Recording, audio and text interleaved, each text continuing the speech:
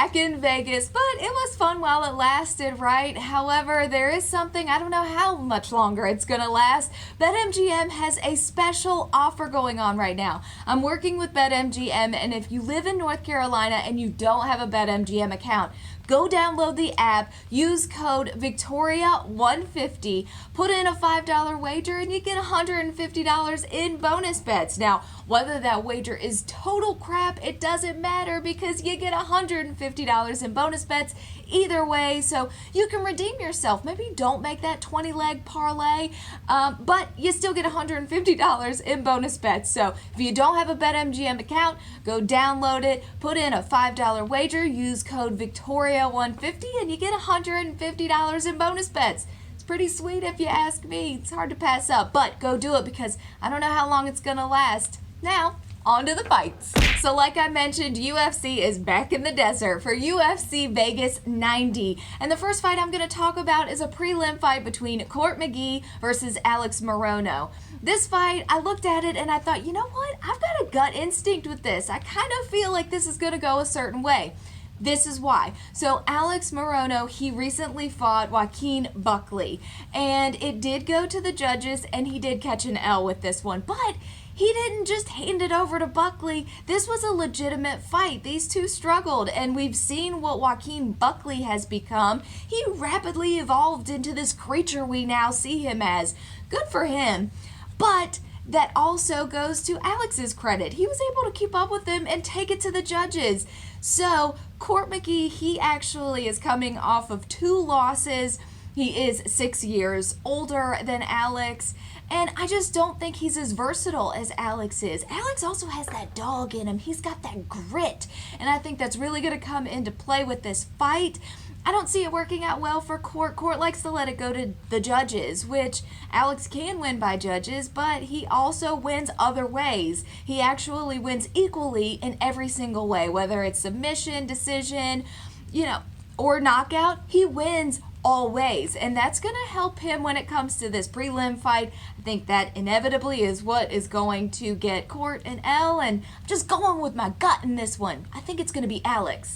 Next up is another Alex fight, but this one is on the main card. Alexander Hernandez versus Damon Jackson. You know what? I don't really like predicting these fights because, well, this kind in particular anyway, because I did have a slight gut feeling when I looked at this matchup of who I thought was going to win.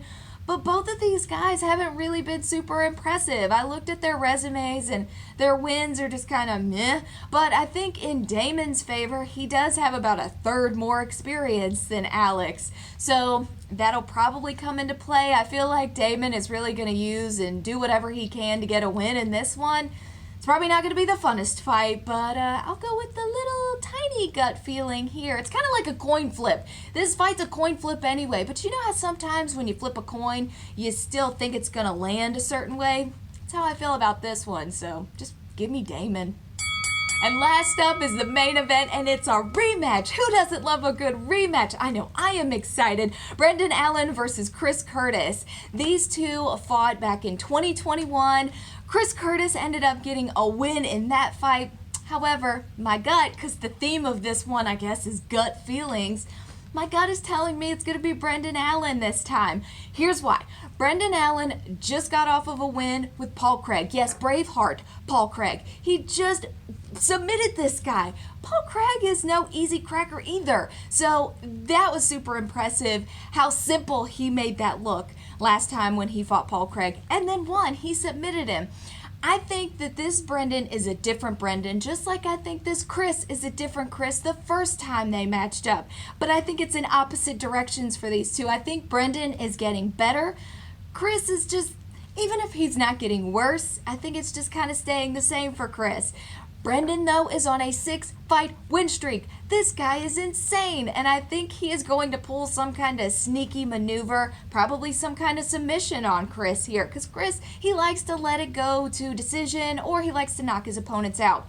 Brendan can do either, and he's also got a tough chin. So I could see him maybe wearing Chris out and then throwing some freaky submission attempt, and before you know it, they're on the mat and they're in a chokehold. Who knows? But I think Brendan is going to come out with a win in this one. I'm excited to see him again. I'm excited for a rematch.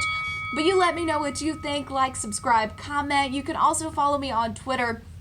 I love to watch all of these fights, from the prelims to the main event. I also love all kinds of sports, so I'm not just a one-dimensional person. You can see that on my page, though, and don't forget, if you don't have a BetMGM account, to download the app, use code Victoria150, put down $5, make your first wager, whether it sucks or not. You get $150 in bonus bets. It's a win-win. You could use it on these fights if you want to. But either way, I'm excited. Let's get it.